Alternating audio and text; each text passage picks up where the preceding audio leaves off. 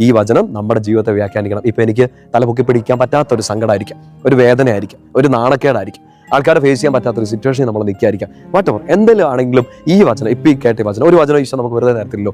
ലൂക്ക 21:28 നിന്റെ ജീവിതത്തെ, എൻ്റെ ജീവിതത്തെ വ്യാഖ്യാനിക്കട്ടെ.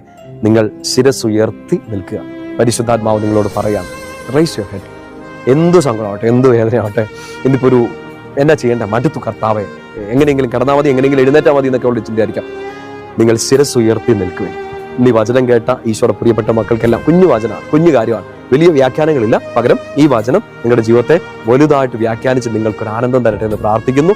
ഈശോയെ, ഇന്ന് ഈ വചനം കേട്ട അങ്ങയുടെ പ്രിയപ്പെട്ട മക്കൾക്ക് ഈ വചനം അവരുടെ ജീവിതത്തെ വ്യാഖ്യാനിക്കട്ടെ. സങ്കടത്തിലായിരിക്കുന്നവർക്ക് ഈ വചനം ശിരസ്സുയർത്തി നിൽക്കാൻ കൃപ നൽകട്ടെ.